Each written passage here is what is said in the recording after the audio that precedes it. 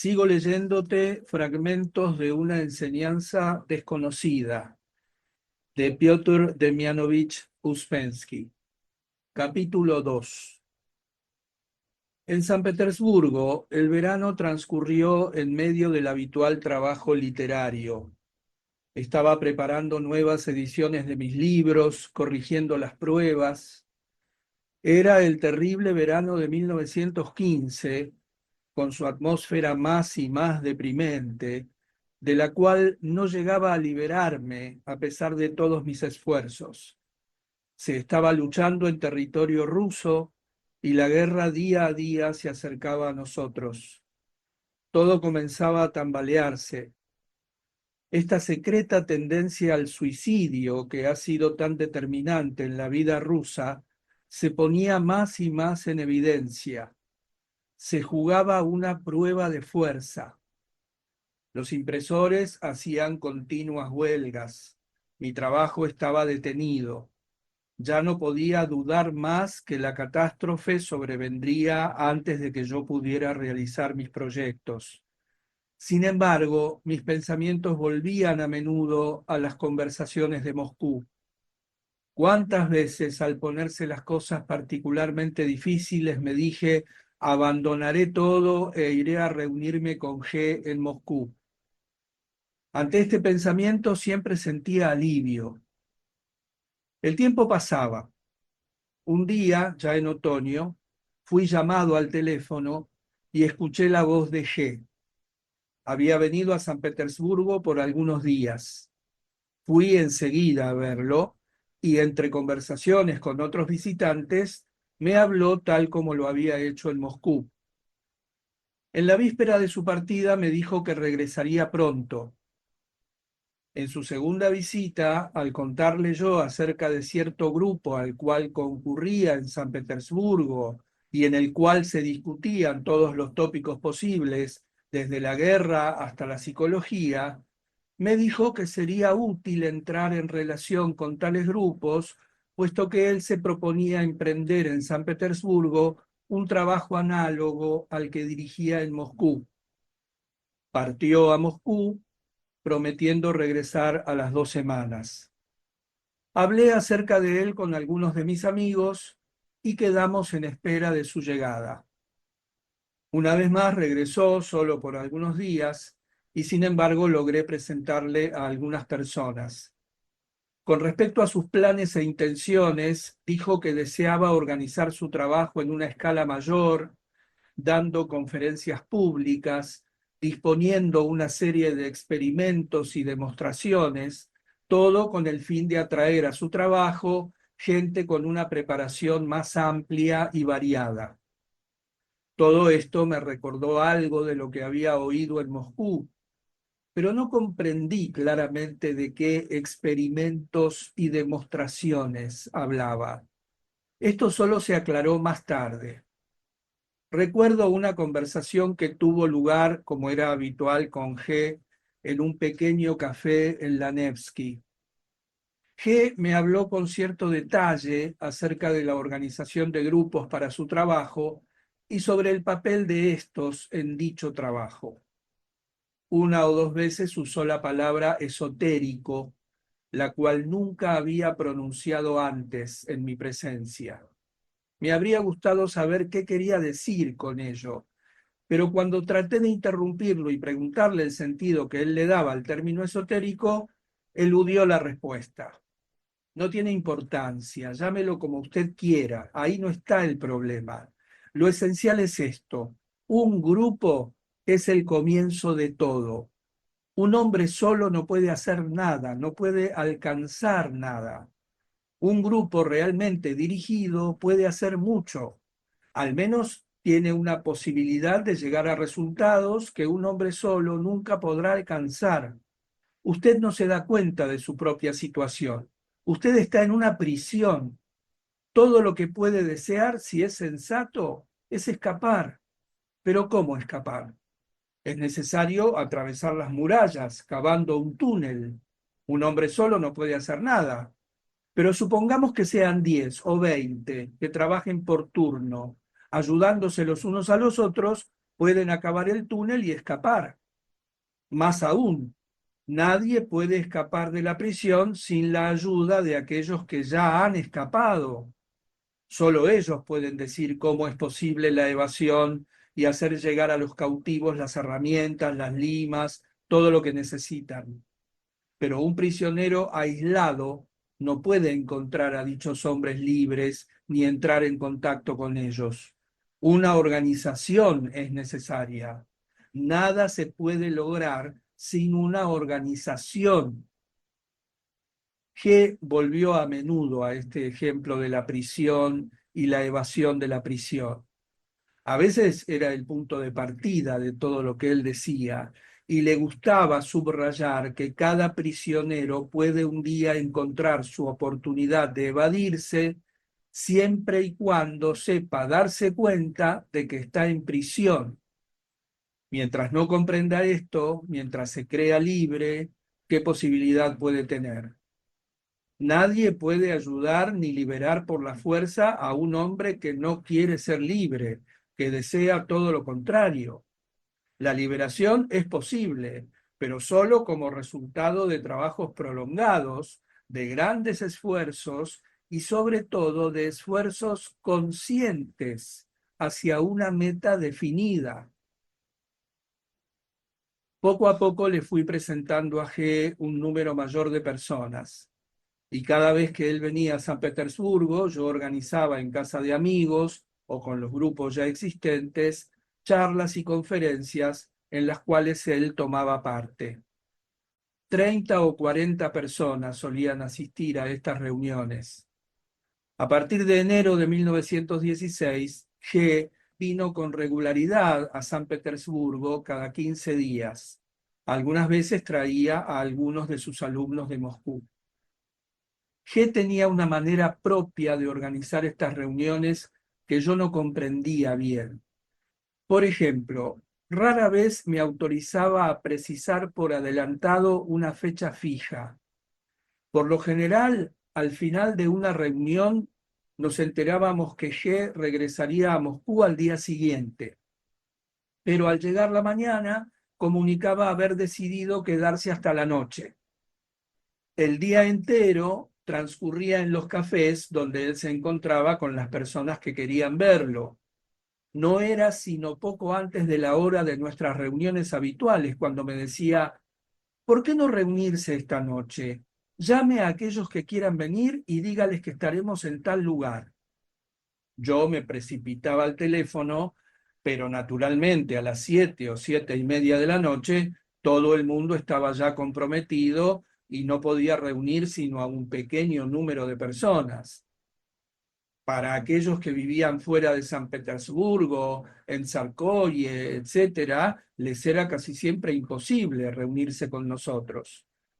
En aquel entonces no veía por qué G actuaba así, no podía captar sus motivos, pero luego comprendí claramente el principal de ellos. De ninguna manera quería G facilitar el acercamiento a su enseñanza. Por el contrario, estimaba que no era sino sobreponiéndose a las dificultades accidentales o aún arbitrarias como la gente podía aprender a valorarla. Nadie valora lo que obtiene sin esfuerzos, decía. Y si un hombre ya ha sentido algo, créame, se quedará todo el día al lado del teléfono por si fuera invitado. O bien él mismo llamará, se desplazará, buscará noticias. Si un hombre espera ser llamado o si se informa de antemano con el fin de facilitarse las cosas, bien puede seguir esperando. Por cierto, para aquellos que no viven en San Petersburgo es difícil. Nada podemos hacer por ellos. Más tarde quizá tendremos reuniones en fechas fijas. Por ahora es imposible. Es necesario que la gente se manifieste y que nosotros podamos ver cómo valoran lo que han oído. Todos estos puntos de vista y muchos más aún permanecían a medias incomprensibles en ese entonces para mí. Pero en general, todo lo que decía G ya sea en las reuniones o fuera de ellas, me interesaba cada vez más. Durante una conferencia, alguien hizo una pregunta sobre la reencarnación. También preguntó si se podía creer en los casos de comunicación con los muertos. Hay varias posibilidades, dijo G, pero es necesario comprender que el ser de un hombre, tanto en la vida como después de la muerte, si es que existe después de su muerte, puede ser de calidad muy diferente. El hombre máquina, para quien todo depende de influencias exteriores, a quien todo le sucede, que ahora es cierto hombre y otro al momento siguiente y más tarde un tercero, no tiene porvenir de ninguna clase, está enterrado y eso es todo. No es sino polvo y al polvo volverá. Estas palabras se aplican a él. Para que pueda haber una vida futura del orden que sea, tiene que haber cierta cristalización, cierta fusión de cualidades interiores del hombre. Tiene que haber cierta autonomía en relación a las influencias exteriores. Si hay en un hombre algo que puede resistir a las influencias exteriores, entonces esta misma cosa podrá resistir a la muerte del cuerpo físico. Pero yo les pregunto, ¿qué es lo que podría resistir a la muerte del cuerpo físico en un hombre que se desmaya cuando se corta el dedo meñique? Si algo hay en un hombre, fuere lo que fuere, esto puede sobrevivir, pero si no hay nada, entonces nada puede sobrevivir. Sin embargo, aun si este algo sobrevive, su porvenir puede ser diverso. En ciertos casos de cristalización completa, se puede producir después de la muerte lo que la gente llama una reencarnación, y en otros casos lo que llama una existencia en el más allá. En ambos casos la vida continúa en el cuerpo astral o con la ayuda del cuerpo astral. Ustedes saben lo que significa esta expresión, pero los sistemas que ustedes conocen y que hablan del cuerpo astral sostienen que todos los hombres poseen uno. Esto es totalmente falso. Lo que puede ser llamado cuerpo astral se obtiene por fusión, esto es, por medio de una lucha y de un trabajo interior sumamente duro. El hombre no nace con un cuerpo astral y solo muy pocos hombres lo adquieren. Si se forma, puede continuar viviendo después de la muerte del cuerpo físico y puede volver a nacer en otro cuerpo físico. Esto es reencarnación. Si no vuelve a nacer entonces en el curso del tiempo, también muere. No es inmortal, pero puede vivir por mucho tiempo después de la muerte del cuerpo físico. Fusión y unidad interior se obtienen por fricción, por la lucha en el hombre entre el sí y el no. Si un hombre vive sin conflicto interior, si todo sucede en él sin que él se oponga, si va siempre con la corriente por donde sopla el viento, entonces permanecerá tal cual es. Pero si comienza una lucha interior, y en especial si él sigue dentro de esta lucha una línea determinada, entonces gradualmente ciertos rasgos permanentes comienzan a formarse en él. Empieza la cristalización. Pero si la cristalización es posible sobre una base justa, lo es también sobre una base equivocada. Por ejemplo, el temor al pecado o una fe fanática en una idea cualquiera puede provocar una lucha terriblemente intensa entre el sí y el no, y un hombre puede cristalizar sobre tales bases. Pero la cristalización, en este caso, se realizará mal, será incompleta.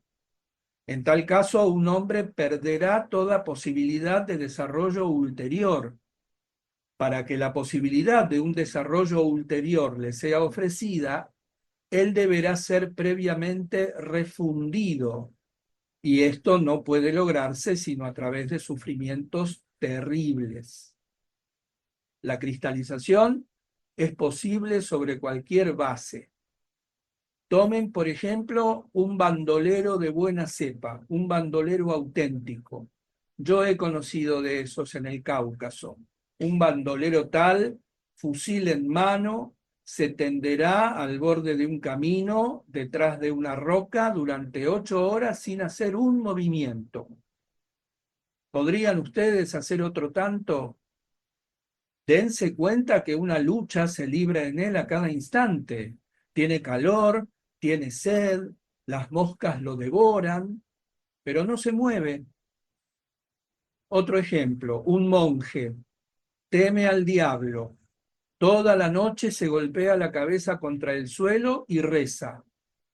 Así se logra la cristalización. Por tales caminos, las personas pueden engendrar en ellas mismas una fuerza interior enorme. Pueden soportar torturas, pueden obtener todo lo que quieren. Esto significa que ahora hay en ellos algo sólido, algo permanente. Tales personas pueden llegar a ser inmortales. ¿Pero qué se ha ganado con esto? Un hombre de esta clase deviene una cosa inmortal. Una cosa, aunque una cierta cantidad de conciencia permanezca algunas veces en él. Sin embargo, hay que recordar que se trata aquí de casos excepcionales. En las conversaciones que siguieron a la de esa noche me impresionó un hecho. De todo lo que G había dicho, nadie había comprendido la misma cosa. Algunos solo habían prestado atención a las observaciones secundarias no esenciales y no se acordaban de nada más. Los principios fundamentales expuestos por G habían escapado a la mayoría. Muy pocos fueron los que hicieron preguntas sobre la esencia de lo que había sido dicho. Una de estas preguntas me ha quedado en la memoria. ¿Cómo puede uno provocar la lucha entre el sí y el no? El sacrificio es necesario, dijo G. Si nada es sacrificado, nada puede ser obtenido. Y es indispensable sacrificar lo que es precioso en el momento mismo, sacrificar mucho y sacrificar por mucho tiempo. Sin embargo, no para siempre. Por lo general, esto es poco comprendido, y empero nada es más importante. Los sacrificios son necesarios, pero una vez logrado el proceso de cristalización, los renunciamientos, las privaciones y los sacrificios ya no son necesarios. Un hombre puede entonces tener todo lo que quiere. Ya no hay ley para él. Él es para sí mismo su propia ley. Entre la gente que venía a nuestras reuniones, se fue agrupando progresivamente un pequeño número de personas que jamás perdían una sola ocasión de escuchar a G y que se reunían en su ausencia. Este fue el comienzo del primer grupo de San Petersburgo. En ese entonces yo veía mucho a G y comenzaba a comprenderlo mejor. Uno quedaba fuertemente impresionado por su gran simplicidad interior y por su naturalidad, que hacía olvidar completamente que él representaba para nosotros el mundo de lo milagroso y de lo desconocido. También se sentía en él con gran fuerza la ausencia total de toda especie de afectación o de deseo de producir una impresión.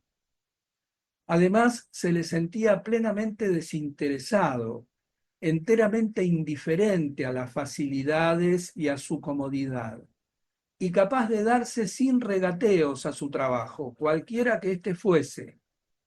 Le gustaba encontrarse en compañía alegre y vivaz, organizar comidas abundantes en las que eran engullidas toneladas de bebidas y de alimentos, pero en las que él casi ni bebía ni comía. Debido a esto, muchas personas se formaron la impresión de que era un glotón, que le gustaba en general la buena vida, pero a nosotros nos parecía a menudo que a propósito él buscaba crear esta impresión. Todos habíamos comprendido para entonces que él desempeñaba un papel. Nuestro sentimiento de su actuar era excepcionalmente fuerte. A menudo nos decíamos que no lo veíamos y que jamás lo veríamos. En cualquier otro hombre, tanto actuar hubiera producido una impresión de falsedad. En él daba una impresión de fuerza, aunque, como ya lo he mencionado, no siempre era este el caso. Sucedía a veces que el actuar era excesivo. Me guiaba particularmente su sentido del humor y la completa ausencia en él de toda pretensión de santidad o de posesión de poderes milagrosos, aunque, como nos convencimos más tarde, poseía el conocimiento y la capacidad para crear fenómenos desusados de orden psicológico, pero siempre se reía de la gente que esperaba milagros de él. Los talentos de este hombre eran extraordinariamente variados. Sabía todo y podía hacer todo. Me contó un día que había traído de sus viajes en el Oriente una colección de alfombras, entre las cuales muchas eran duplicadas y otras sin valor artístico particular. Por otro lado, había descubierto que el precio de las alfombras era más elevado en San Petersburgo que en Moscú, y en cada uno de sus viajes traía un buen lote. Según otra versión, simplemente compraba sus alfombras en Moscú, el Datolkuchka, y las traía para venderlas en San Petersburgo. Yo no comprendía muy bien las razones de estos manejos, pero sentía que estaban conectados con la idea del actuar. La venta de estas alfombras era de por sí notable. G hacía publicar un anuncio en los periódicos, lo que hacía acudir a toda clase de gente. En tales ocasiones se le tomaba naturalmente como un simple comerciante caucasiano en alfombras. Tuve la ocasión de pasar horas observándolo mientras le hablaba a la gente. Vi cómo algunas veces los tomaba por sus lados débiles. Un día que tenía prisa o estaba cansado de hacer de mercader de alfombras, le ofreció a una dama, visiblemente rica pero avara, que había escogido una docena de bellas piezas por las que regateaba desesperadamente, todas las alfombras que había en el cuarto por aproximadamente una cuarta parte del precio de las que ella había escogido. En el primer momento se mostró sorprendida, pero enseguida se puso de nuevo a regatear. G sonrió, le dijo que reflexionaría y le daría su respuesta al día siguiente. Pero al día siguiente se había marchado ya de San Petersburgo y la mujer no consiguió absolutamente nada. Episodios de este género se repetían a menudo. En su papel de comerciante en alfombras, G daba la impresión de un hombre disfrazado, de una especie de Harún al-Rashid o del hombre del gorro que torna invisible de los cuentos de hadas. Un día que no me encontraba allí, vino a buscarlo un ocultista del tipo charlatán. El hombre era más o menos conocido en los círculos espiritistas de San Petersburgo. Más tarde, bajo los bolcheviques, llegaría a ser promovido a la dignidad de profesor. Comenzó por decir que había oído hablar mucho de G y de su ciencia y que deseaba conocerlo. Como él mismo me lo contó, G asumió su papel de mercader de alfombras. Con su más fuerte acento caucasiano y en un ruso entrecortado, se puso a convencer de su error al ocultista, afirmando que nunca había vendido otra cosa que alfombras. e inmediatamente las desplegó para hacerle comprar algunas. El ocultista se marchó sin dudar de que había sido burlado por sus amigos. El muy pillo seguramente no tenía ni un centavo, me contó G. De otra manera lo hubiera clavado por lo menos con un par de mis alfombras. Solía ir un persa a reparar las alfombras. Un día encontré a G observando con gran atención este trabajo. Quisiera comprender, dijo G, cómo lo hace, y hasta ahora no lo consigo. ¿Usted ve esa aguja en forma de gancho que utiliza? Todo el secreto está ahí. He querido comprársela, pero rehúsa venderla. Al día siguiente yo había llegado más temprano que de costumbre. G estaba sentado en el suelo, reparando una alfombra exactamente como lo hacía el persa. Alrededor de él estaban esparcidas lanas de todos colores y se servía del mismo tipo de gancho que yo había visto en manos del persa. Era evidente que se lo había fabricado él mismo, limando la hoja de un cortaplumas de 2 centavos, y en el transcurso de una mañana había sondeado todos los misterios de la reparación de alfombras. Aprendí mucho de él sobre las alfombras, que representaban, según me dijo, una de las formas más arcaicas del arte. Habló de las antiguas costumbres relativas a su fabricación, aún en vigor en ciertas localidades del Asia. Toda una aldea trabaja en la misma alfombra.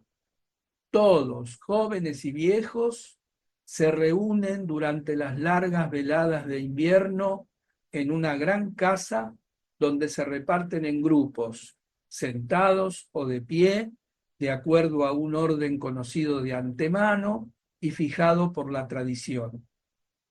Entonces cada grupo comienza su trabajo. Unos sacan de la lana las piedrecillas o las astillas de madera, otros la hacen más flexible con bastones, un tercer grupo la peina, un cuarto la hila, un quinto la tiñe, un sexto o quizá el 26º teje la verdadera alfombra. Hombres, mujeres, niños, todos tienen su propio trabajo tradicional. Y desde el comienzo hasta el fin, el trabajo se acompaña con música y cantos. Las tejedoras, manipulando sus usos, bailan una danza especial y en su diversidad, los gestos de todos hacen como un único y mismo movimiento, siguiendo un único y mismo ritmo. Además, cada localidad tiene su propio aire musical, sus propios cantos, sus propias danzas, asociados desde un tiempo inmemorial a la fabricación de alfombras. Mientras me hablaba, atravesó mi mente el pensamiento de que quizá el diseño y los colores de las alfombras correspondían con la música y que eran su expresión por medio de la línea y el color, que las alfombras bien podían ser los registros de esta música, las partituras que permitirían la reproducción de melodías. Para mí no había nada de extraño en esta idea, ya que a menudo llegaba a ver la música bajo la forma de diseños coloreados y complejos. Por ciertas conversaciones fortuitas con G, me pude formar una idea de su vida. Había pasado su infancia en la frontera del Asia Menor, en condiciones de existencia extrañas, arcaicas, casi bíblicas, innumerables rebaños de carneros, andanzas de lugar en lugar, encuentros con pueblos extraordinarios. Su imaginación había sido particularmente impresionada por los yezídas, los adoradores del diablo, sus costumbres incomprensibles y su dependencia extraña con respecto a leyes desconocidas. Me contó, por ejemplo, haber observado de niño que los muchachos yezídas eran incapaces de salir de un círculo trazado alrededor de ellos en el suelo. Sus primeros años habían transcurrido en una atmósfera de cuento de hadas, de leyendas y de tradiciones. Alrededor de él, lo milagroso había sido un hecho real.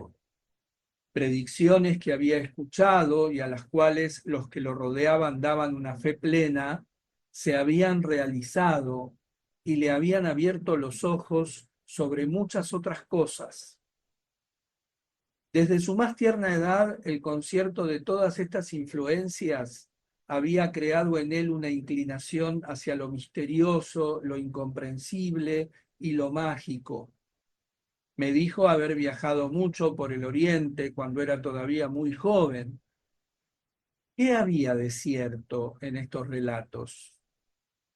Jamás pude precisarlo, pero seguramente a lo largo de sus viajes había entrado en contacto con 1000 fenómenos que evocaron para él la existencia de un cierto conocimiento, de ciertos poderes, de ciertas posibilidades del hombre, y había conocido personalmente gente que poseía el don de la clarividencia y otros poderes milagrosos.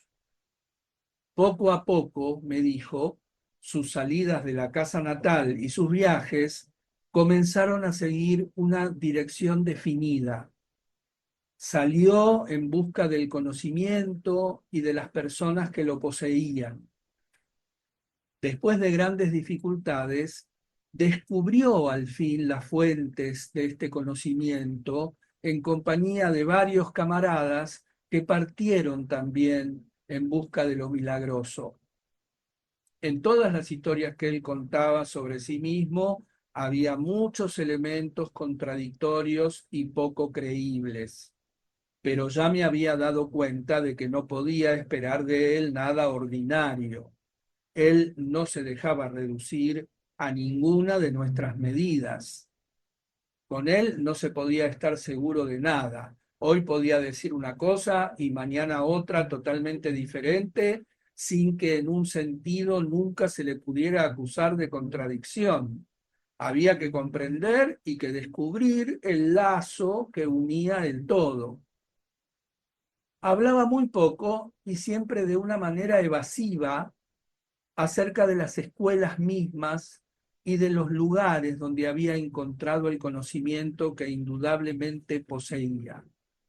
Mencionó monasterios tibetanos, el Chitral, el Monte Athos, escuelas sufíes en Persia, en Bojara y en el Turquestán oriental.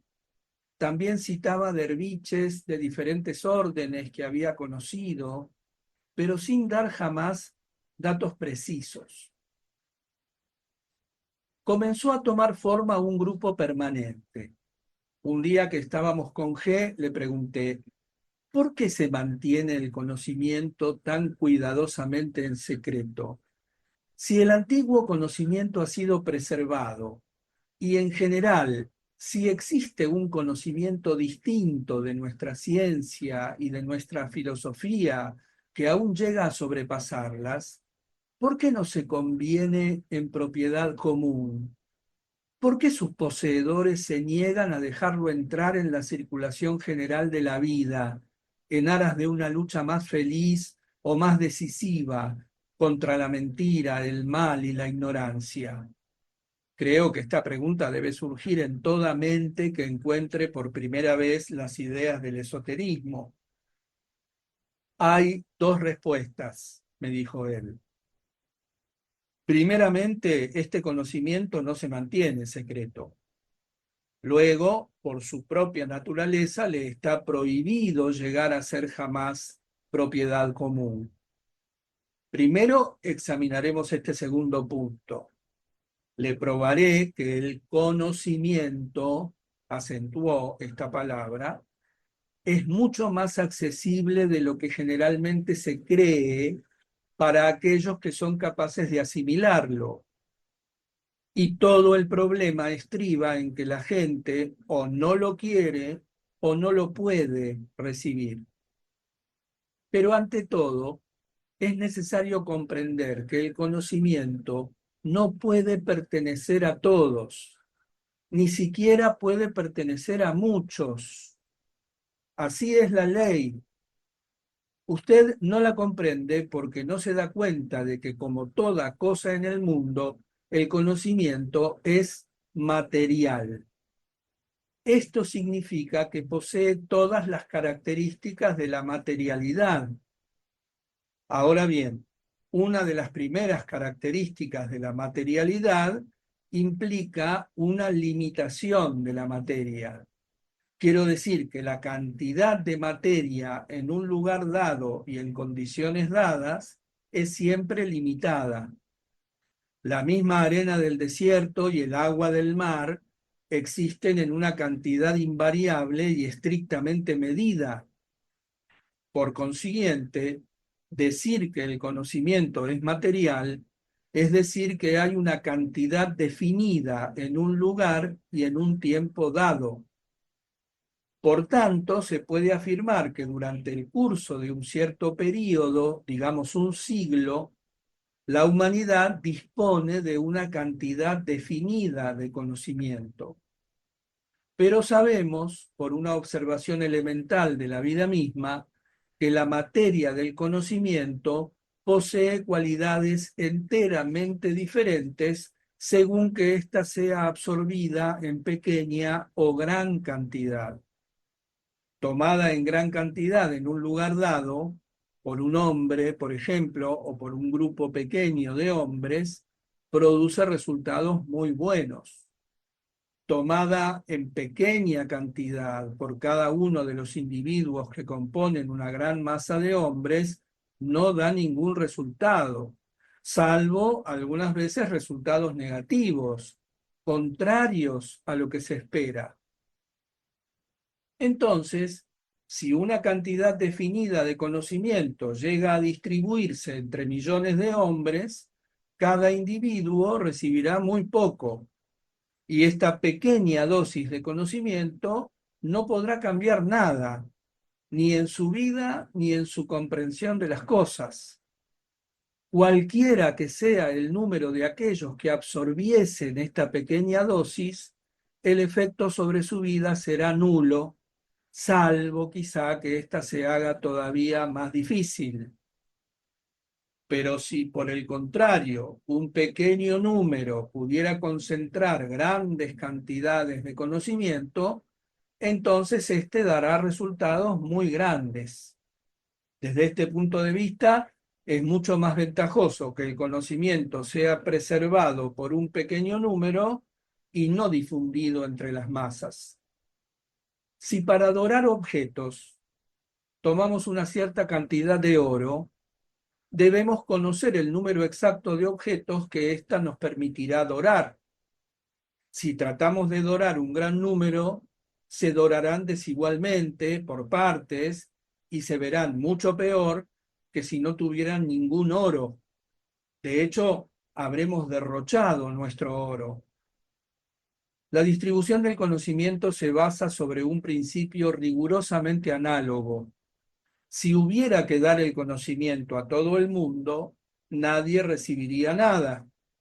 Si está reservado a un pequeño número, cada uno recibirá no solamente para guardar lo que reciba, sino para incrementarlo.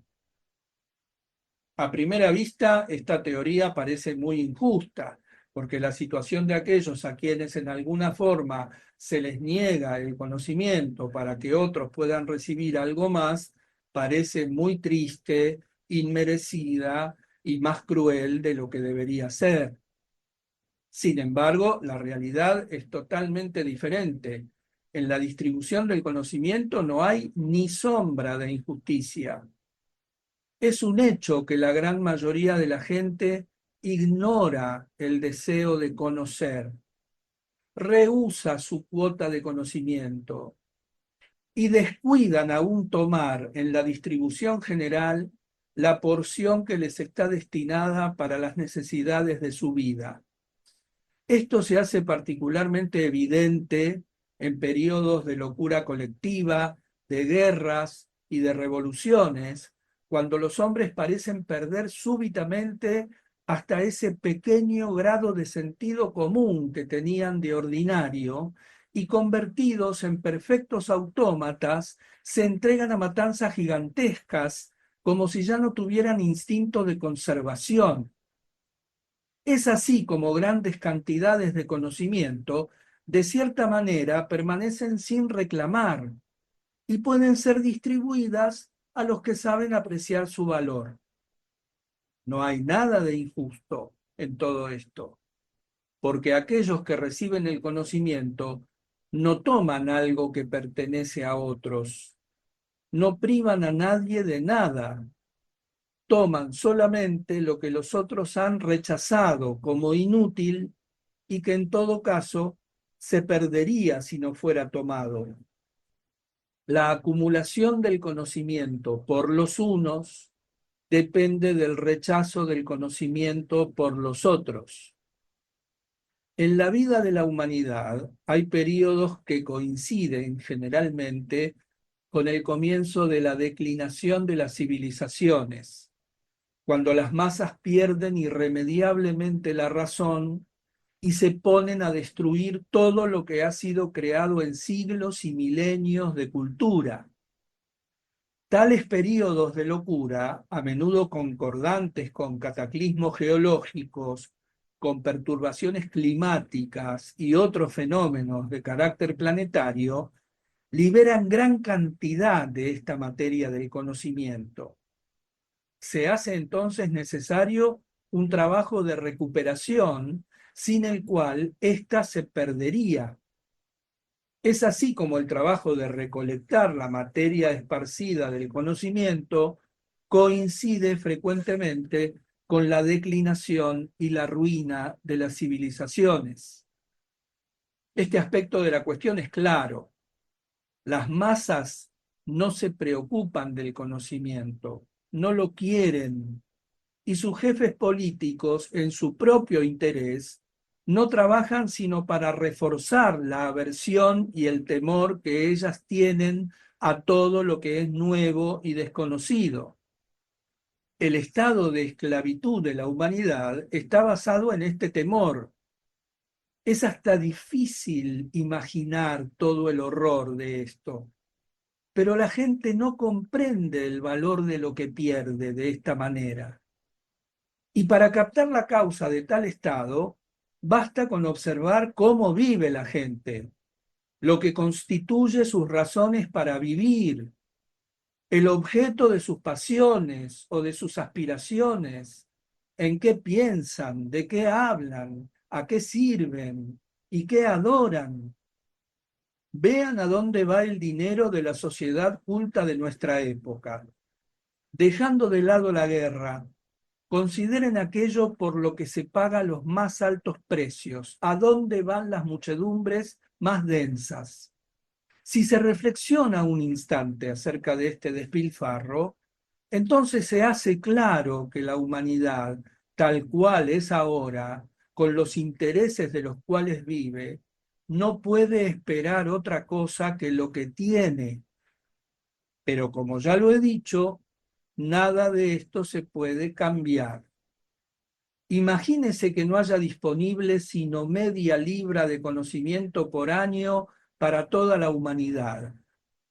Si este conocimiento se difunde entre las masas, cada uno recibirá tan poco que seguirá siendo el mismo tonto de antes.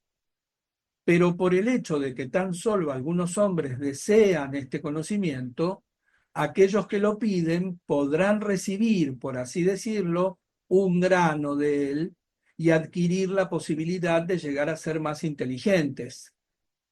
No todos podrían llegar a ser inteligentes aunque lo desearan. Y si llegaran a ser inteligentes, esto no serviría de nada, pues existe un equilibrio general que no puede ser trastocado.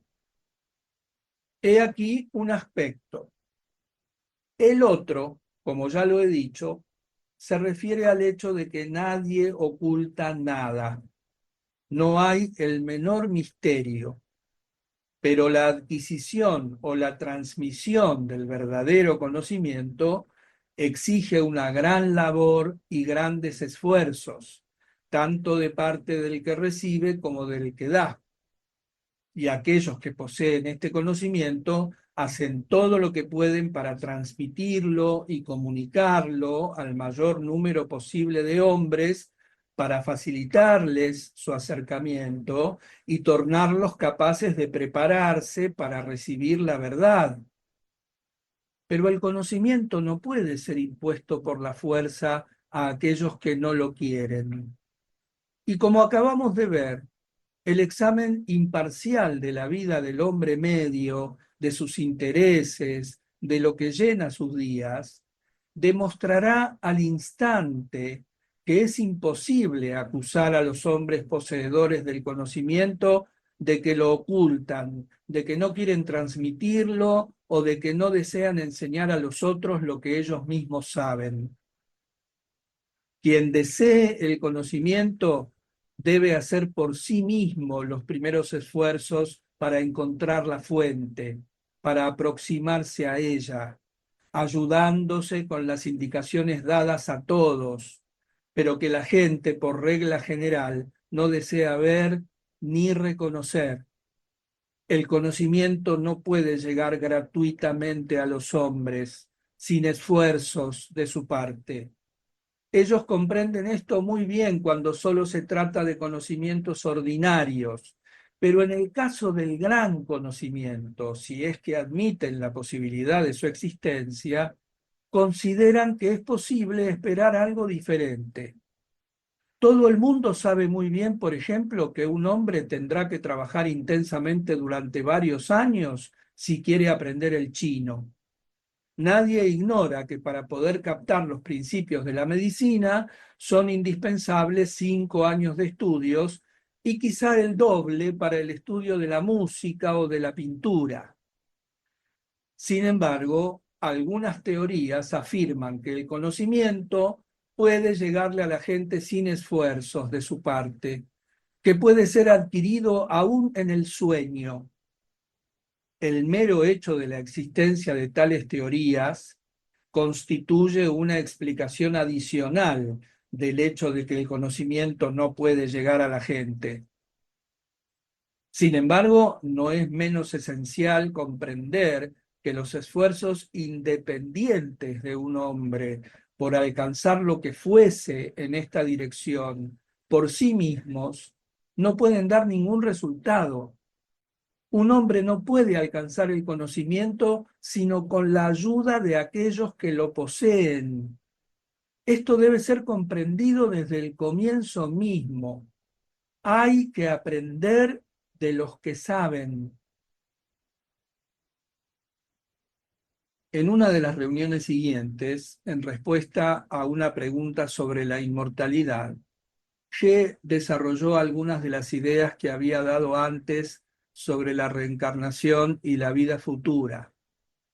Al comienzo de la reunión, alguien había preguntado: ¿se puede decir que el hombre posee la inmortalidad? La inmortalidad, dijo G, es una de esas cualidades que el hombre se atribuye sin tener una comprensión suficiente de lo que quiere decir. Otras cualidades de este género son la individualidad, en el sentido de una unidad interior, el yo permanente e inmutable, la conciencia y la voluntad. Todas estas cualidades pueden pertenecer al hombre. Puso acento sobre la palabra pueden, pero por cierto que esto no significa que le pertenecen ya efectivamente o que pueden pertenecer a cualquiera. Para comprender qué es el hombre hoy en día, es decir, al nivel actual de su desarrollo, es indispensable poder representarse hasta un cierto punto lo que puede ser, es decir, lo que puede alcanzar, porque es sólo en la medida en que un hombre llega a comprender la secuencia correcta de su posible desarrollo, como puede dejar de atribuirse lo que todavía no posee y que no podrá alcanzar quizá sino tras grandes esfuerzos y grandes labores. Según una antigua enseñanza de la que subsisten trazas en numerosos sistemas de ayer y de hoy, cuando un hombre alcanza el desarrollo más completo que en general le es posible, se compone de 4 cuerpos. Estos 4 cuerpos están constituidos por sustancias que se hacen cada vez más y más finas, interpenetrándose y formando 4 organismos que tienen entre sí una relación bien definida sin dejar de ser independientes y que son capaces de actuar independientemente. Lo que permite la existencia de 4 cuerpos es que el organismo humano, es decir, el cuerpo físico, tiene una organización tan compleja que bajo ciertas condiciones se puede desarrollar en él un organismo nuevo e independiente que ofrezca a la actividad de la conciencia un instrumento mucho más adecuado y más sensible que el cuerpo físico. La conciencia que se manifiesta en este nuevo cuerpo es capaz de gobernarlo y tiene pleno poder y pleno control sobre el cuerpo físico. Bajo ciertas condiciones, en este segundo cuerpo se puede formar un tercero que tiene también sus características propias. La conciencia manifestada en este tercer cuerpo tiene pleno poder y pleno control sobre los 2 primeros. Y el tercer cuerpo puede adquirir conocimientos inaccesibles tanto al segundo como al primero. En el tercer cuerpo, bajo ciertas condiciones, puede crecer un cuarto que difiere tanto del tercero como este del segundo y el segundo del primero. La conciencia que se manifiesta en el cuarto cuerpo tiene completo control sobre su propio cuerpo y sobre los 3 primeros. Estos 4 cuerpos son definidos por las diversas enseñanzas de diferentes maneras. G dibujó el cuadro reproducido en la figura 1 y dijo: el cuadro voy a publicarlo en mi sitio web y voy a dejarte el enlace acá donde se pueda, según donde estemos, en YouTube o en Spotify o en algún otro lado. Entonces, G dibujó el cuadro y dijo: según la terminología cristiana, el primero es el cuerpo físico, el cuerpo carnal. El segundo es el cuerpo natural. El tercero es el cuerpo espiritual. Y el cuarto, según la terminología del cristianismo esotérico, es el cuerpo divino. Según la terminología teosófica, el primero es el cuerpo físico, el segundo es el cuerpo astral, el tercero es el cuerpo mental y el cuarto es el cuerpo causal. Acá en una nota al pie dice, es decir, el cuerpo que lleva dentro de sí las causas de sus acciones. Es independiente de las causas exteriores. Es el cuerpo de la voluntad. Y aquí viene la figura 1 que te voy a describir ahora, pero que después Uspensky nos amplía. Primer cuerpo, cuerpo carnal, carruaje, cuerpo, cuerpo físico. Segundo cuerpo, cuerpo natural, caballo, sentimientos, deseos, cuerpo astral. Tercer cuerpo, cuerpo espiritual, cochero, pensamiento, cuerpo mental. Cuarto cuerpo, cuerpo divino, amo, yo, conciencia, voluntad, cuerpo causal. Por si no estás viendo el cuadro ahora mismo, te lo repito. Primer cuerpo, cuerpo carnal, carruaje, cuerpo, cuerpo físico. Segundo cuerpo, cuerpo natural, caballo, sentimientos, deseos, cuerpo astral. Tercer cuerpo, cuerpo espiritual, cochero, pensamiento, cuerpo mental. Cuarto cuerpo, cuerpo divino, amo, yo, conciencia, voluntad, cuerpo causal. En el lenguaje lleno de imágenes de ciertas enseñanzas orientales, el primero es el carruaje, cuerpo.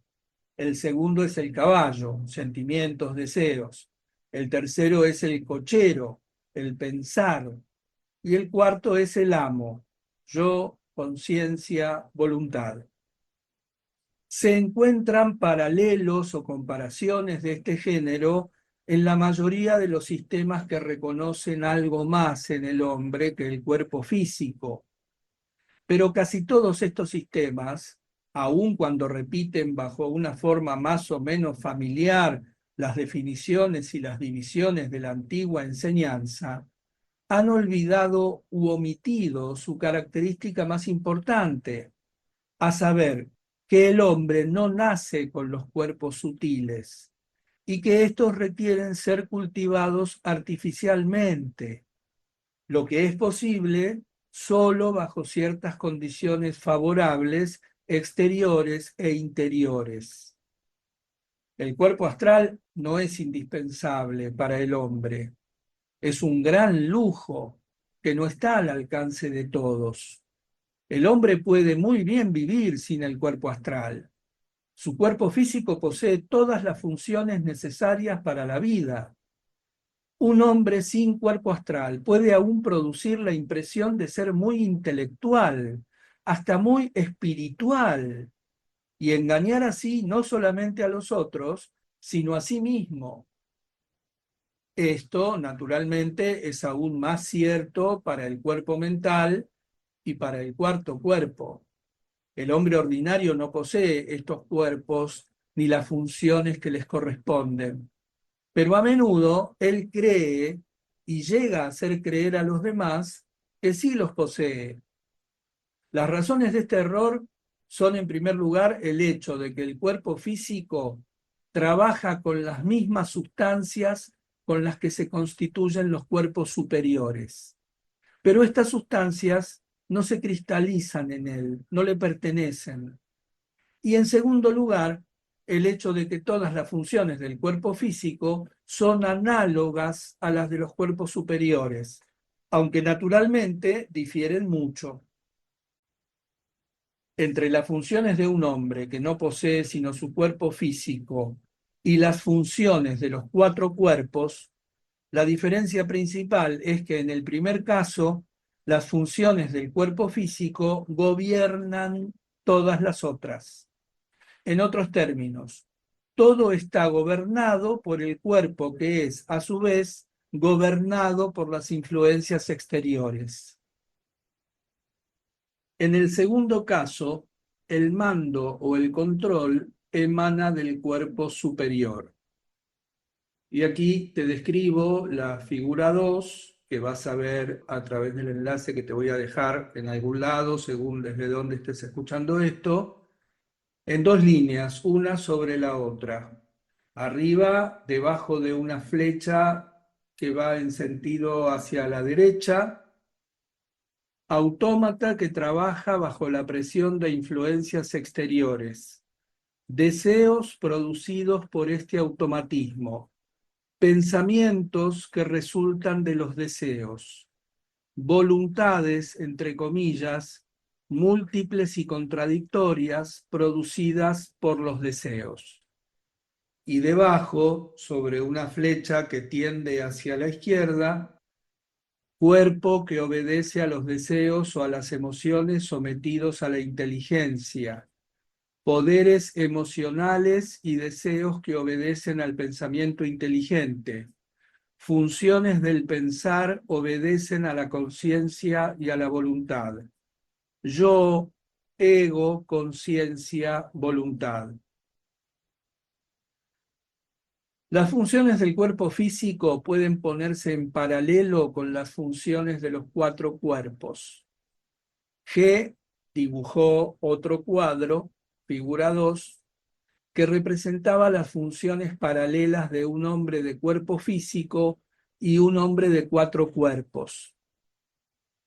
En el primer caso, dijo G, es decir, en el caso de las funciones de un hombre de cuerpo físico solamente, el autómata depende de las influencias exteriores y las otras tres funciones dependen del cuerpo físico y de las influencias exteriores que éste recibe. Los deseos o las aversiones, yo deseo, yo no deseo, me gusta, no me gusta, es decir, las funciones que ocupan el lugar del segundo cuerpo, dependen de choques y de influencias accidentales. El pensar, que corresponde a las funciones del tercer cuerpo, es un proceso enteramente automático. En el hombre mecánico falta la voluntad, no hay más que deseos, y lo que se llama su fuerte o su débil voluntad no es sino la mayor o menor permanencia de sus deseos, de sus ganas. En el segundo caso, es decir, en el caso de un hombre en posesión de 4 cuerpos, el automatismo del cuerpo físico depende de la influencia de los otros cuerpos. En lugar de la actividad discordante y a menudo contradictoria de los diferentes deseos, hay un solo yo, entero, indivisible y permanente. Hay una individualidad que domina al cuerpo físico y sus deseos y que puede sobreponerse a sus repugnancias y a sus resistencias.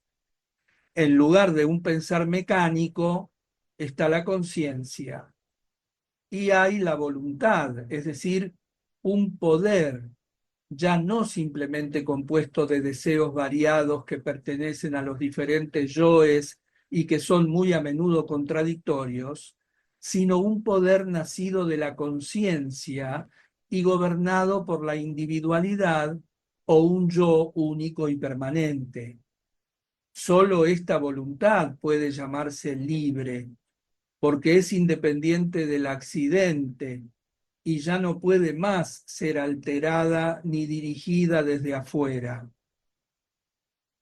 Una enseñanza oriental describe las funciones de los 4 cuerpos, su crecimiento gradual y las condiciones de este crecimiento de la siguiente manera. Imaginemos un vaso o un crisol lleno de diversos polvos metálicos. Entre estos polvos que están en contacto uno con otro, no existen relaciones definidas. Cada cambio accidental de la posición del crisol modifica la posición relativa de los polvos. Si se sacude el crisol o si se le golpea con el dedo, el polvo que se encontraba arriba puede aparecer al fondo, en medio o inversamente. No hay nada permanente en la situación respectiva de estos polvos, y en tales condiciones no puede haber nada permanente. Esta es una imagen fiel de nuestra vida psíquica. A cada momento, nuevas influencias pueden modificar la posición de los granos que se encuentran arriba y poner en su lugar otros granos de naturaleza absolutamente opuesta. La ciencia llama a este estado relativo de los polvos el estado de mezcla mecánica. La característica fundamental de las relaciones mutuas en este estado de mezcla es su versatilidad y su inestabilidad. Es imposible estabilizar las relaciones mutuas de los polvos que se encuentran en un estado de mezcla mecánica, pero ellos pueden ser fundidos. Su naturaleza metálica hace posible la operación. Con este fin se puede encender un fuego especial bajo el crisol. Al calentarlos y derretirlos, los hará fusionar. Así fusionados, los polvos se encuentran en el estado de un compuesto químico. Desde luego no pueden ser agitados tan fácilmente como en su estado de mezcla mecánica, en el que era suficiente un pequeño golpe para separarlos y hacerlos cambiar de lugar. Ahora, lo que contenía el crisol ha llegado a ser indivisible, individual. Es una imagen de la formación del segundo cuerpo. El fuego, gracias al cual se ha obtenido la fusión, es el producto de una fricción que es a su vez el producto de la lucha en el hombre entre el sí y el no. Si un hombre no resiste jamás a algunos de sus deseos, si está en connivencia con ellos, si los favorece, si aún los alienta, no tendrá jamás un conflicto interior en él, nunca tendrá fricción y por lo tanto no habrá fuego. Pero si para alcanzar una meta definida combate los deseos que se atraviesan en su camino, crea de esta manera un fuego que transformará gradualmente su mundo interior en un todo. Volvamos a nuestro ejemplo. El compuesto químico obtenido por fusión posee ciertas cualidades, cierto peso específico, cierta conductibilidad eléctrica y así sucesivamente. Estas cualidades constituyen las características de la sustancia en cuestión, pero si se la trabaja de cierta manera, el número de sus características puede ser acrecentado, es decir, que se le puede dar a la aleación propiedades nuevas que no le pertenecían primitivamente. Será posible imantarla, volverla radioactiva, etc. El proceso por el cual se pueden comunicar nuevas propiedades a la aleación corresponde al proceso de la formación del tercer cuerpo, así como a la adquisición de un nuevo conocimiento y nuevos poderes con la ayuda del tercer cuerpo. Cuando el tercer cuerpo ha sido formado y cuando ha adquirido todas las propiedades, poderes y conocimientos que le son accesibles, queda aún el problema de fijarlos. Todas estas propiedades nuevas que le han sido comunicadas por cierta clase de influencias pueden de hecho serle quitadas, tanto por las mismas influencias como por otras. Pero, por un trabajo especial que los tres cuerpos tienen que hacer juntos, los caracteres adquiridos pueden ser convertidos en propiedad permanente e inalterable del tercer cuerpo. El proceso de fijación de estos caracteres adquiridos corresponde al proceso de formación del cuarto cuerpo. Y en verdad, ningún hombre tiene derecho de ser llamado un hombre en el pleno sentido de la palabra hasta que sus cuatro cuerpos no se hayan desarrollado totalmente. Por eso, el hombre verdadero posee numerosas propiedades que el hombre ordinario no tiene. Una de estas propiedades es la inmortalidad. Todas las religiones, todas las antiguas enseñanzas aportan la idea de que al adquirir el cuarto cuerpo, el hombre adquiere la inmortalidad. Y todas indican caminos que llevan a la adquisición del cuarto cuerpo, es decir, a la conquista de la inmortalidad. En este sentido, algunas enseñanzas comparan al hombre con una casa de 4 habitaciones. El hombre vive en la más pequeña y miserable de todas, y hasta que le sea dicho, no tiene la menor sospecha de la existencia de las otras 3 llenas de tesoros.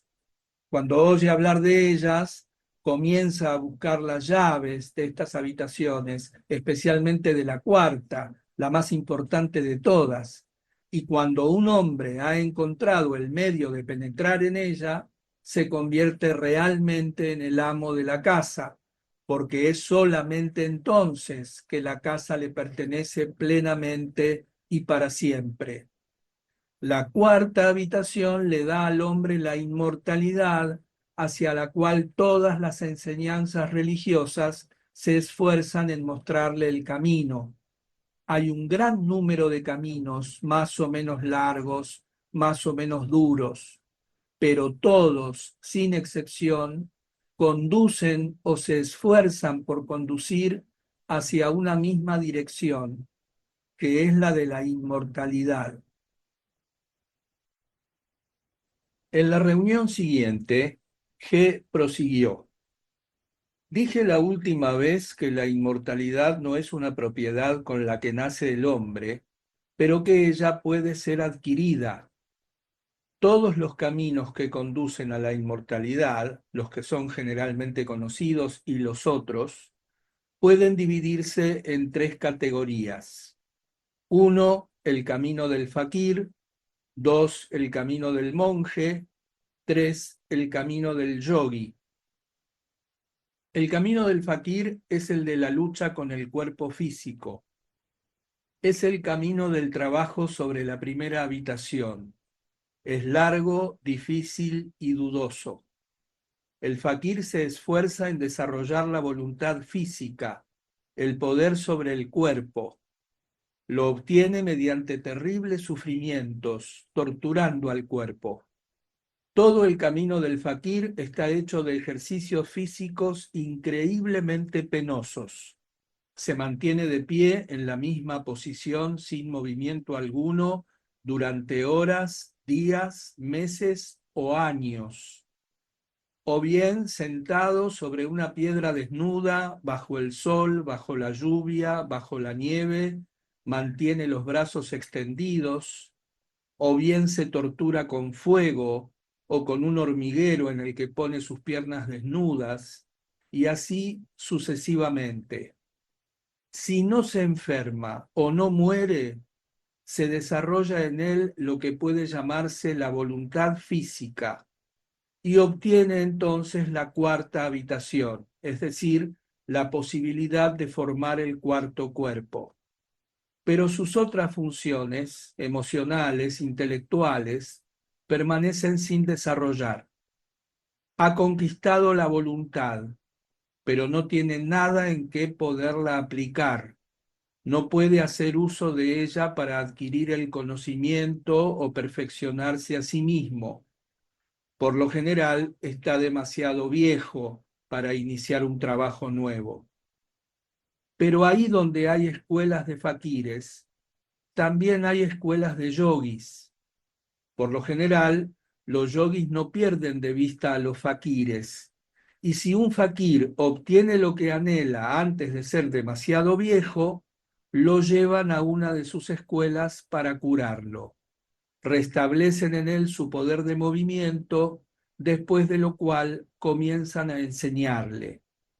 Un fakir tiene que volver a aprender a hablar y a caminar como si fuera un niño, pero ahora tiene una voluntad que ha superado dificultades increíbles, y ésta podrá ayudarlo a vencer las dificultades que todavía lo esperan en la segunda parte de su camino, en la que se tratará de desarrollar las funciones intelectuales y emocionales.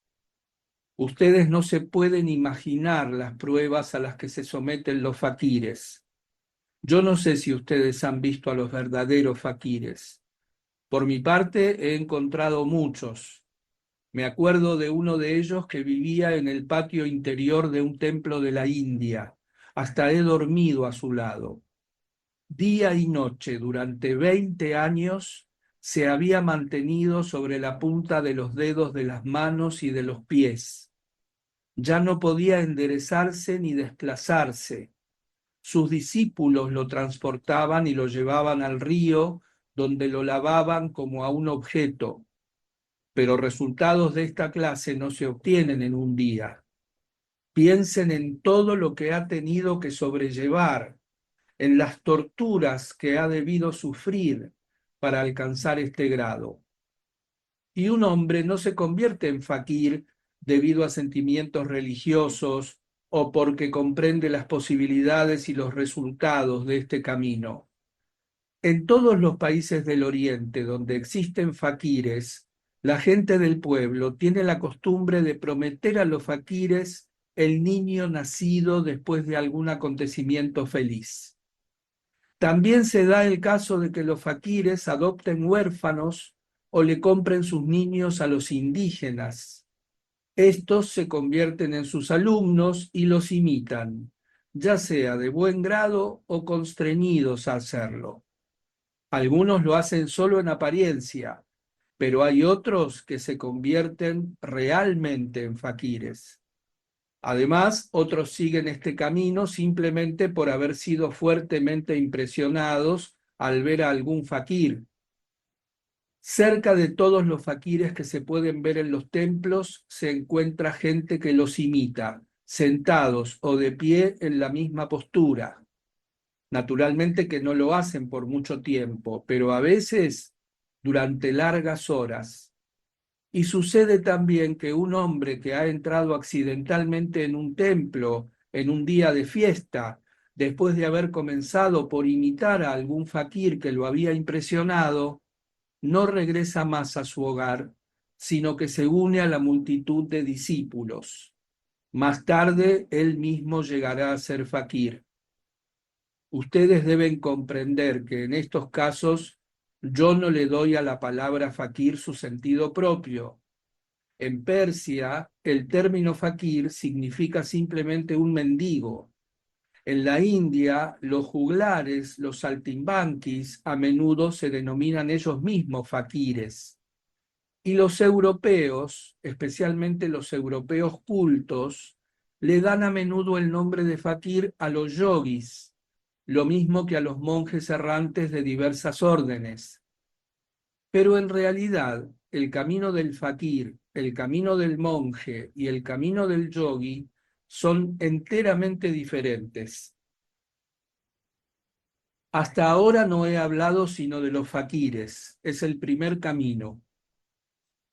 El segundo es el del monje, es el camino de la fe, del sentimiento religioso y de los sacrificios. Un hombre que no tuviera muy fuertes emociones religiosas y una imaginación religiosa muy intensa, no podría llegar a ser un monje en el verdadero sentido de la palabra. El camino del monje es también muy duro y muy largo. El monje pasa años y decenas de años luchando contra sí mismo, pero todo su trabajo está concentrado sobre la segunda habitación, sobre el segundo cuerpo, es decir, sobre los sentimientos, sometiendo todas sus otras emociones a una sola, que es la fe, desarrolla en sí mismo la unidad, la voluntad sobre las emociones, y por este camino alcanza la cuarta habitación, pero su cuerpo físico y sus capacidades intelectuales pueden quedarse sin desarrollo. Para poder servirse de lo que él habrá obtenido, tendrá que cultivarse física e intelectualmente. Esto no se podrá realizar sino por medio de nuevos sacrificios, de nuevas austeridades, de nuevos renunciamientos. Un monje tiene que llegar a ser un yogi y un fakir. Son muy escasos los que llegan tan lejos. Más escasos aún los que llegan a triunfar sobre todas las dificultades. La mayoría muere antes de arribar a esto, o no llega a ser monje sino en apariencia. El tercer camino es el del yogi, es el camino del conocimiento, el camino del intelecto. El yogi llega a alcanzar la cuarta habitación al desarrollar su intelecto, pero su cuerpo y sus emociones quedan sin desarrollarse y, como el fakir y el monje, es incapaz de sacar partido de su victoria. Lo sabe todo, pero no puede hacer nada. Para ser capaz de hacer, debe conquistar el dominio sobre su cuerpo y sobre sus emociones, es decir, sobre la primera y la segunda habitación. Para lograr esto, le es necesario comenzar a trabajar de nuevo y no obtendrá resultados sin esfuerzos prolongados. En este caso, sin embargo, él tiene la ventaja de comprender su posición, de conocer lo que le falta, lo que debe hacer y la dirección que debe seguir. Pero, así como en el camino del fakir o del monje, también en el del yogi son muy escasos los que adquieren tal conocimiento. es decir, obtienen el nivel en el que un hombre puede saber a dónde va. La mayoría se detiene en un cierto grado de desarrollo y no va más lejos.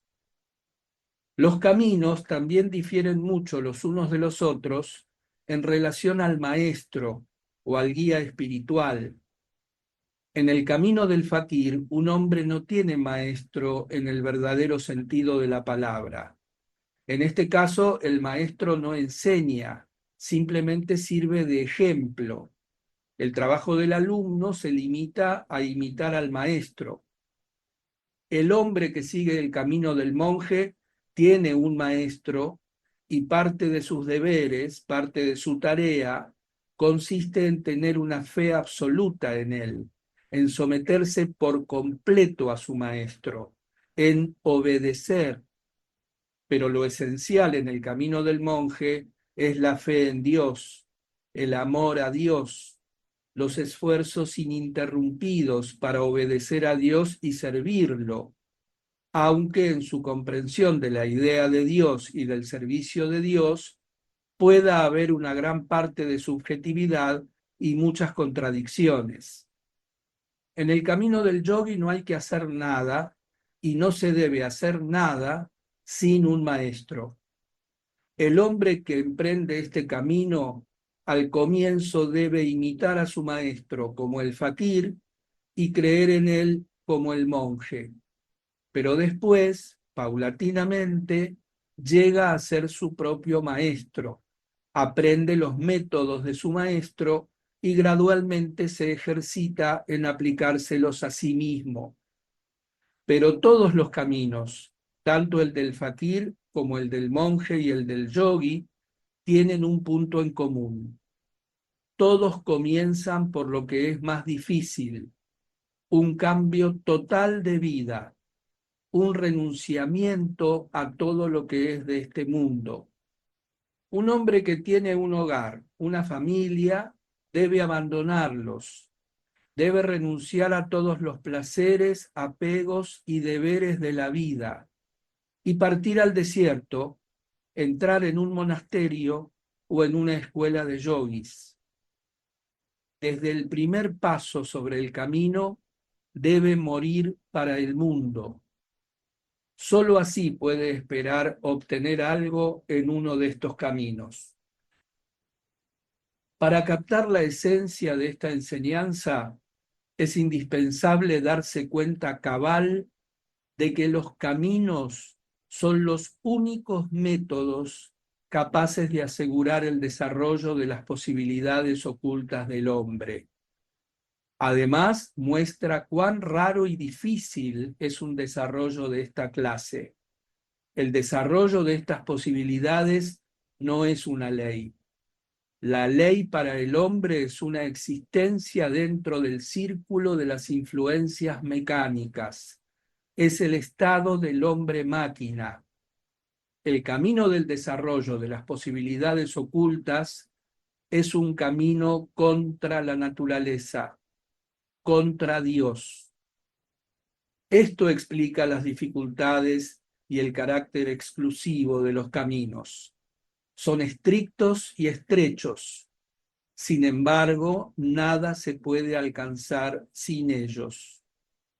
En el océano de la vida ordinaria y especialmente de la vida moderna, los caminos aparecen solo como un fenómeno minúsculo, apenas perceptible, que desde el punto de vista de esta vida no tiene la menor razón de ser.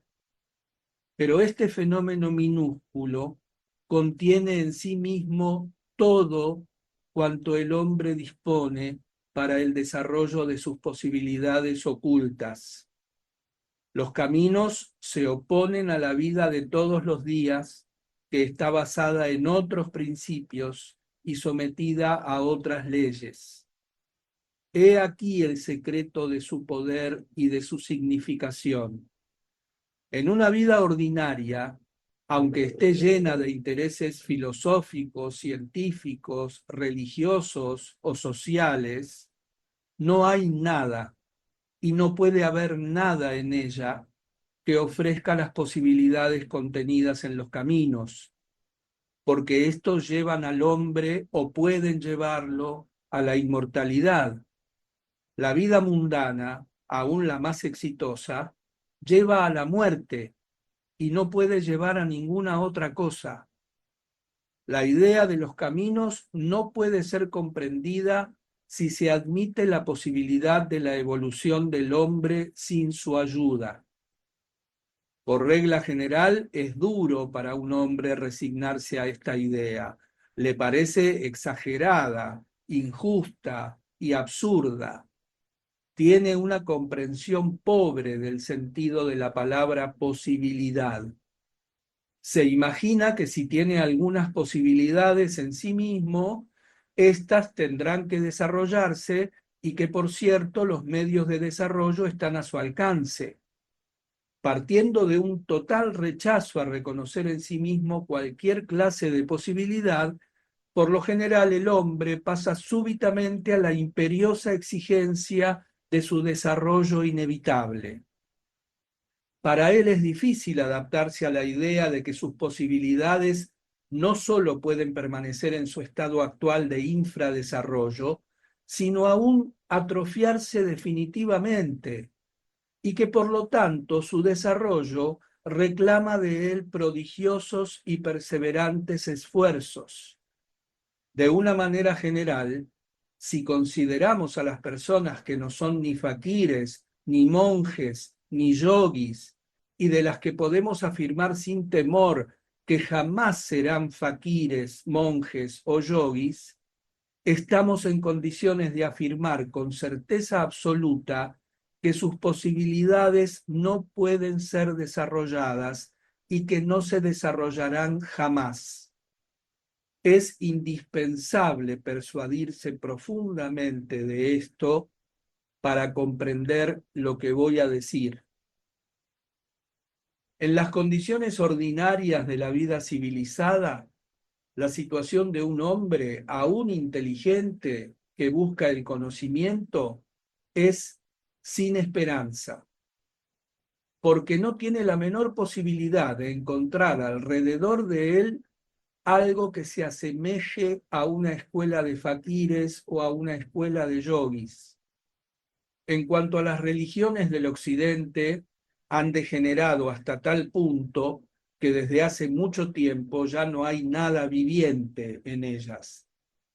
En fin, del lado ocultista o espiritista ya no hay nada que esperar sino experiencias ingenuas. La situación sería realmente desesperada si no existiese otra posibilidad, la de un cuarto camino. El cuarto camino no exige que uno se retire del mundo, no exige que uno abandone todo aquello por lo que ha vivido hasta el momento. Este camino comienza mucho más lejos que el del yogi.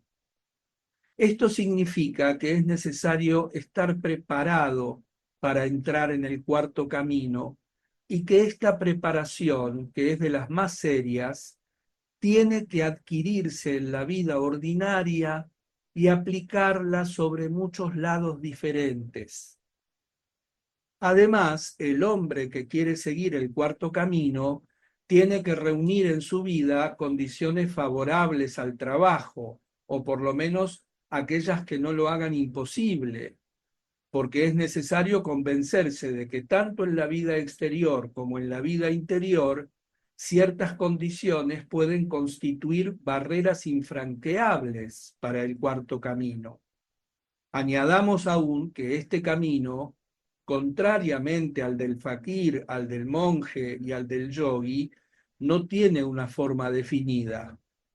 Ante todo, tiene que ser hallado.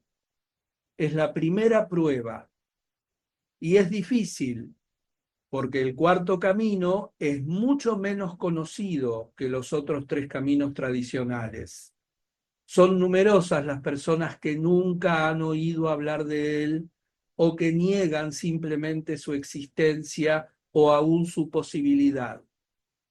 Sin embargo, el comienzo del cuarto camino es más fácil que el comienzo de los caminos del fakir, del monje y del yogi. Es posible seguir el cuarto camino y trabajar en él mientras uno continúa atendiendo sus ocupaciones ordinarias en las condiciones habituales de la vida, sin cortar las relaciones que uno tiene con la gente y sin abandonar nada. Este camino no exige el renunciamiento. Por el contrario, las condiciones de vida en las que un hombre se encuentra cuando emprende el trabajo o en las que el trabajo lo sorprende, por así decirlo, son las mejores posibles para él, por lo menos al comienzo, porque ellas le son naturales. Ellas son el hombre mismo, porque la vida de un hombre y sus condiciones corresponden a lo que él es. La vida las ha creado a su medida. Por consiguiente, cualquier otra condición sería artificial. Y en este caso, el trabajo no podría tocar inmediatamente todos los lados de su ser. De esta manera, el cuarto camino alcanza simultáneamente todos los lados del ser humano. Es un trabajo inmediato sobre las tres habitaciones a la vez. El fakir trabaja sobre la primera habitación, el monje sobre la segunda, el yogi sobre la tercera. Cuando alcanzan la cuarta habitación, el fakir, el monje y el yogi dejan atrás muchas tareas incumplidas y no pueden hacer uso de lo que han alcanzado porque no dominan todas sus funciones. El fakir es amo de su cuerpo, pero no de sus emociones ni de sus pensamientos. El monje es amo de sus emociones, pero no de su cuerpo ni de su pensamiento. El yogi es amo de su pensamiento, pero no de su cuerpo ni de sus emociones. Por lo tanto, el cuarto camino difiere de los otros en que exige del hombre ante todo la comprensión. El hombre no debe hacer nada sin comprender, salvo a título de experimento, bajo el control y la dirección de su maestro. Cuanto más comprenda un hombre lo que hace, tanto más valor tendrán los resultados de sus esfuerzos. Es un principio fundamental del cuarto camino. Los resultados obtenidos en el trabajo son proporcionales a la conciencia que uno tiene de ese trabajo. No se requiere fe en este camino. Por el contrario, la fe de cualquier naturaleza que fuera es aquí un obstáculo. En el cuarto camino, un hombre tiene que asegurarse por sí mismo de la verdad de lo que se le dice. Y en tanto que no haya adquirido esta certidumbre, no debe hacer nada. El método del cuarto camino es el siguiente. Si uno comienza un trabajo sobre una habitación, debe emprender simultáneamente un trabajo correspondiente sobre las otras dos. En otros términos, mientras uno trabaja sobre el cuerpo físico, hay que trabajar simultáneamente sobre el pensamiento y sobre las emociones. Mientras uno trabaja sobre el pensamiento, hay que trabajar sobre el cuerpo físico y las emociones. Mientras se trabaja sobre las emociones, hay que trabajar sobre el pensamiento y sobre el cuerpo físico. Lo que permite llegar a esto es que en el cuarto camino es posible hacer uso de un cierto saber inaccesible en los caminos del fakir, del monje y del yogi. Este saber proporciona la posibilidad de un trabajo en las tres direcciones a la vez. Toda una serie de ejercicios paralelos sobre los tres planos, físico, mental y emocional, sirven a esta meta. Aún más, en el cuarto camino es posible individualizar el trabajo de cada uno. Dicho de otro modo, cada uno no debe hacer sino lo que le es necesario, y nada de lo que no tiene utilidad para él. Porque el cuarto camino pone de lado todo lo superfluo que se mantiene en los otros caminos simplemente por rutina. De esta manera, cuando un hombre alcanza la voluntad por el cuarto camino, se puede servir de ella porque ha adquirido el control de todas sus funciones físicas, emocionales e intelectuales, y por añadidura ha ahorrado mucho tiempo al trabajar a la vez paralelamente sobre los tres lados de su ser. A veces al cuarto camino se le llama el camino del hombre ladino. El hombre ladino conoce un secreto que no conocen el fakir, el monje ni el yogi. ¿Cómo ha aprendido este secreto el hombre ladino? Nadie lo sabe. Quizá lo ha encontrado en un libro antiguo, quizá lo ha heredado, quizá lo ha comprado, o a lo mejor se lo ha robado a alguien. No importa. El hombre ladino conoce el secreto y con su ayuda deja muy atrás al fakir, al monje y al yogi. Entre los cuatro, el fakir es el que actúa de la manera más tosca, sabe muy poco y comprende muy poco. Supongamos que después de un mes de torturas intensivas llega a desarrollar cierta energía, cierta sustancia que produce en él cambios definidos. Esto lo hace absolutamente en la oscuridad, con los ojos cerrados, sin conocer ni la meta, ni los métodos, ni los resultados, por simple imitación. El monje sabe un poco mejor lo que quiere. Lo guía su sentimiento religioso, su tradición religiosa, un deseo de realización, de salvación. Tiene fe en su maestro que le dice lo que debe hacer y cree que sus esfuerzos y sacrificios complacen a Dios. Supongamos que en una semana de ayuno, de oraciones continuas, de privaciones y penitencias, llega a alcanzar lo que el fakir no ha podido desarrollar en sí mismo, sino en un mes de torturas. El yogi sabe mucho más, sabe lo que quiere, sabe por qué lo quiere y sabe cómo lo puede alcanzar. Sabe, por ejemplo, que para arribar a sus fines tiene que desarrollar en él cierta sustancia. Sabe que esta sustancia se puede producir en un día a través de cierta clase de ejercicio mental o a través de concentración intelectual. De este modo, fija su atención sobre un ejercicio por un día entero, sin permitirse una sola idea ajena, y así obtiene lo que necesita. De esta manera, en solo un día, un yogi llega a lo mismo que llega el monje en una semana y el fakir en un mes. Pero en el cuarto camino, el conocimiento es aún más exacto y más perfecto.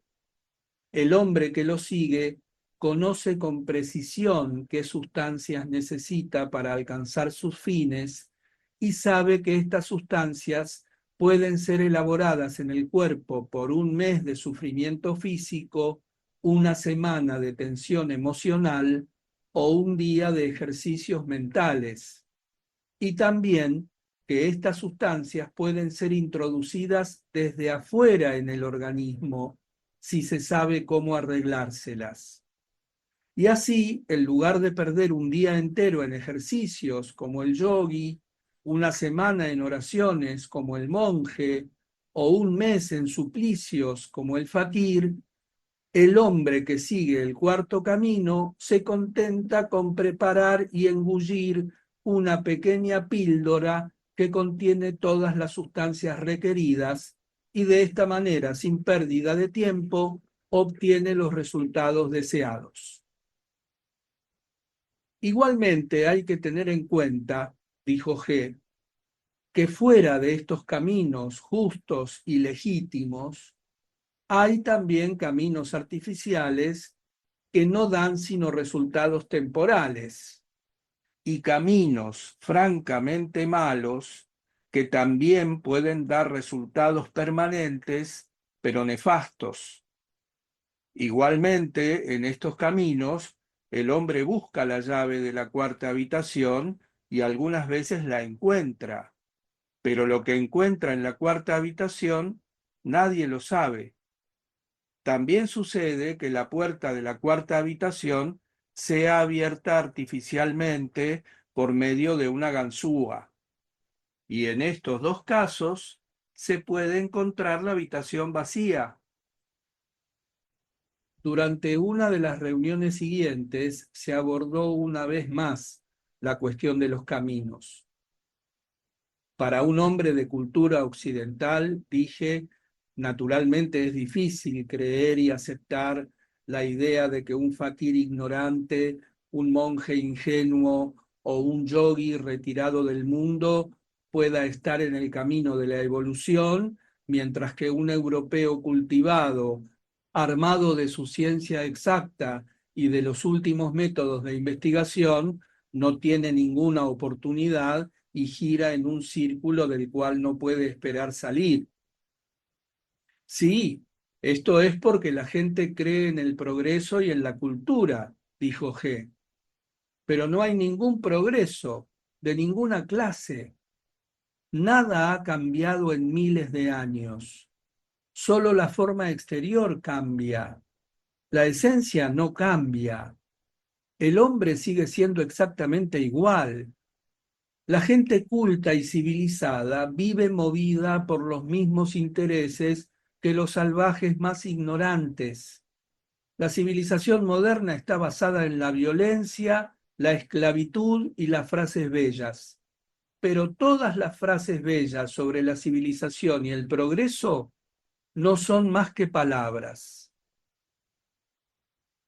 Esto no podía dejar de producir en nosotros una impresión particularmente profunda, porque fue dicho en 1916, cuando el último beneficio de la civilización, bajo la forma de una guerra como el mundo jamás había visto, no hacía sino crecer y ampliarse, arrastrando en su órbita de semana en semana a nuevos millones de hombres.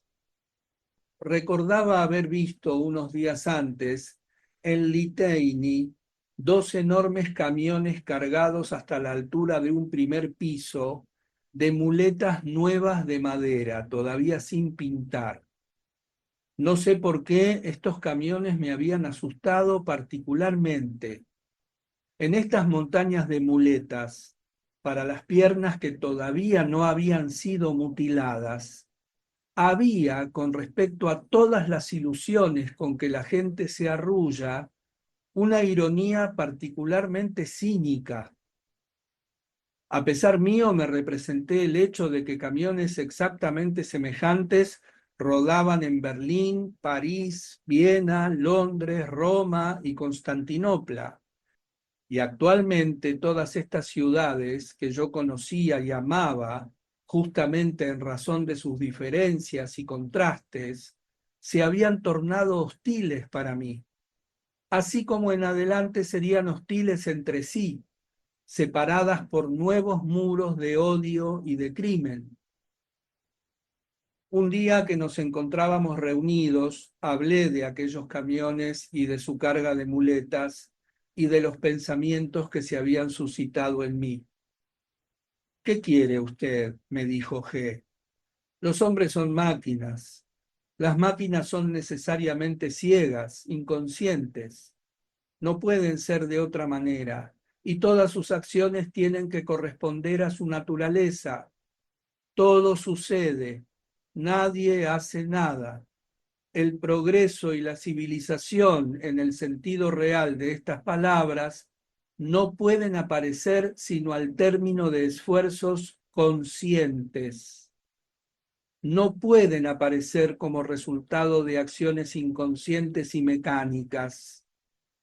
¿Y qué esfuerzos conscientes puede hacer una máquina?